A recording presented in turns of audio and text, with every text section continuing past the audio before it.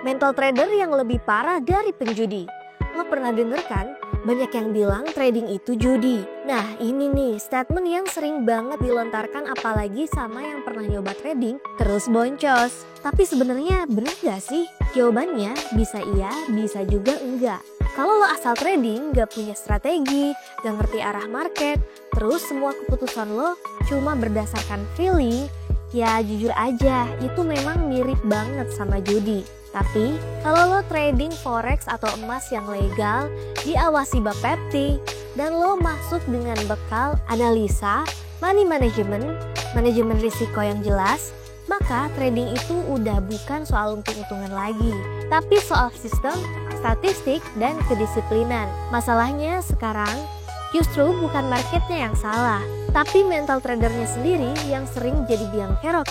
Banyak banget trader di luar sana yang secara tampilan tuh kelihatan pintar. Ngomongin chart jago, ngerti indikator A, B, C sampai Z, bisa bahas news, mikroekonomi, bahkan sampai prediksi suku bunga segala pokoknya. Tapi giliran disuruh ngatur risiko, langsung bingung, gak pakai manajemen risiko, gak punya plan kalau market gak sesuai harapan, dan gak siap rugi. Nah ini nih yang sering gak disadari. Coba deh, lihat pola klasik trader yang merasa paham.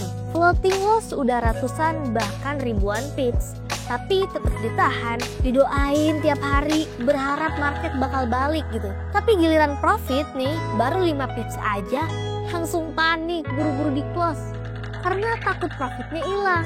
Nah ini bukan strategi bro, ini reaksi emosional. Dan ini bahaya banget. Yang lebih ironisnya lagi, justru penjudi tuh seringkali lebih jelas mikirnya. Gimana? Misalnya nih, dia pasang 1 juta di meja judi. Ya udah dia siap kehilangan 1 juta itu. Dia tahu risikonya segitu. Tapi banyak trader justru kebalik. Dia masuk pasar dengan ekspektasi cuan lebih gede, tapi gak siap kehilangan apa-apa. Gak pasang SL karena mikir nanti juga harga balik. Gak mau cut loss karena gengsi. Kalau loss nyalain market, kalau profit bilang itu hasil analisanya yang cerdas. Ini nih yang kita sebut sebagai mental block.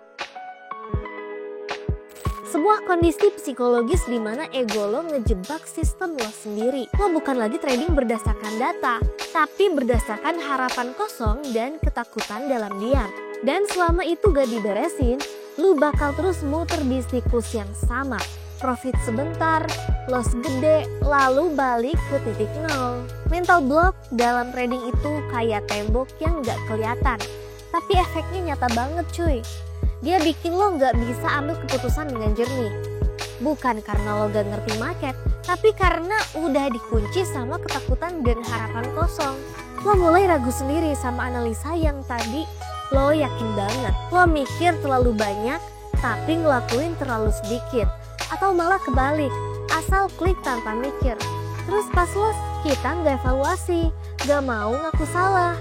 Yang disalahin marketnya lah, sinyalnya lah, robotnya lah, bahkan ada yang nyalahin cuaca. Padahal yang perlu dikoreksi ya cara mikir dan cara ngambil keputusan kita sendiri. Nah, mental block ini juga sering jadi biang kerok lahirnya banyak kesalahan lanjutan. Misalnya, takut cut loss karena merasa rugi itu aib. Terus gak pasang stop loss karena pengen nahan aja sampai market balik arah. Overload karena dendam, pengen balas kekalahan sebelumnya. Terus buru-buru ambil posisi, takut nanti market balik dan semuanya hilang.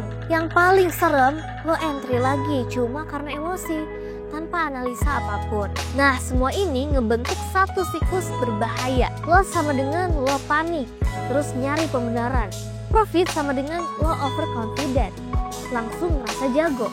Dan tanpa sadar, kita udah bukan lagi jadi trader, tapi jadi penumpang emosinya sendiri. Di titik ini, market bukan lagi ngelawan kita. Yang ngalahin kita justru ego dan emosi kita sendiri. Dan selama itu nggak diberesin, kita akan terus muter di lingkaran yang sama. Kayak hamster di roda-roda. Capek muter terus tapi nggak kemana-mana. Ini bukan cuman teori iseng atau kata-kata motivasi murahan.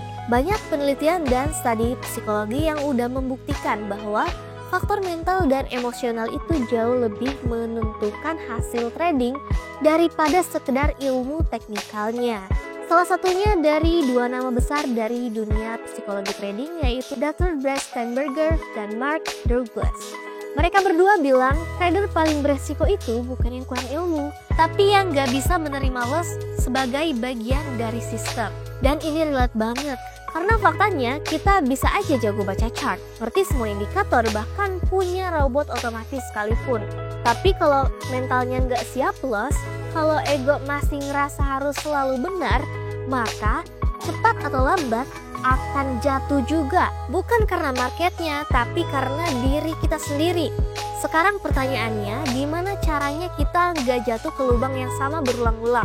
Gimana supaya modal kita tuh nggak habis cuman karena emosi sesaat? Nih, gue kasih 5 trik simple yang kelihatannya sepele, tapi efeknya bisa gede banget buat kelangsungan akun lo.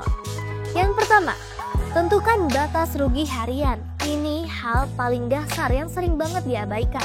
Kita wajib punya batas rugi harian. Misalnya nih, modal kita itu $500, maka batas maksimal rugi dalam sehari itu cukup $10 aja. Kalau udah nyentuh itu, stop. Jangan trading lagi hari itu. Kalau bisa, HP-nya lempar. Tujuannya apa? Supaya modal kita tetap hidup. Karena ingat, peluang di market itu nggak cuma hari ini, tapi selalu ada hari besok. Jadi gak usah takut ketinggalan ya. Yang kedua, gunakan risk to reward 1:2 atau lebih. Prinsip ini simple banget. Kalau lo rugi misalnya $10, pastikan potensi profitnya minimal $20. Karena supaya satu trade yang benar bisa nutupin 2 trade yang salah.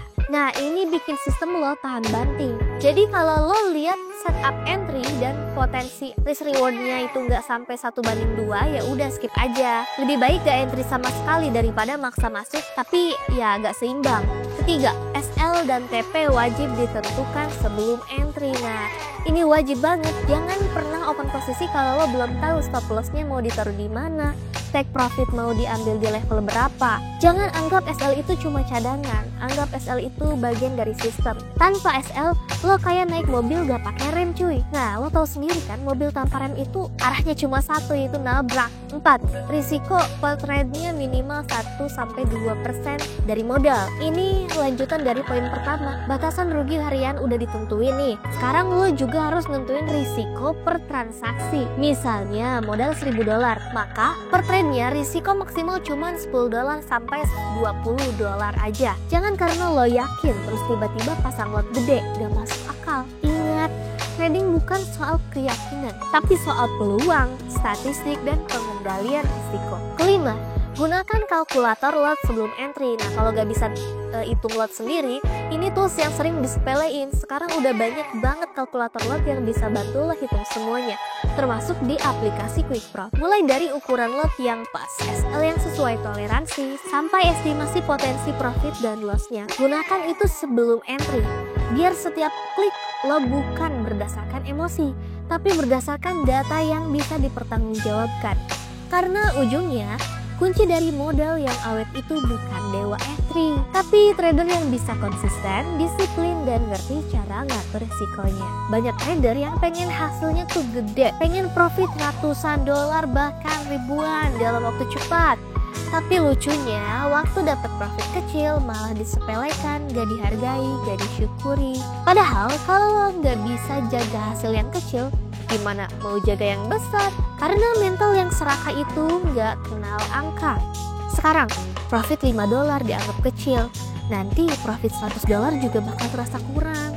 Makanya dalam trading, yang bikin kita tenang itu bukan sekedar sinyal, bukan robot, bukan analisa rumit, tapi mindset, pemahaman, cara lo ngeliat market dengan utuh, cara gimana kita terima rugi tanpa kehilangan arah, cara lo tahan posisi profit biar gak di close kecepatan, termasuk cara lo ngatur emosi.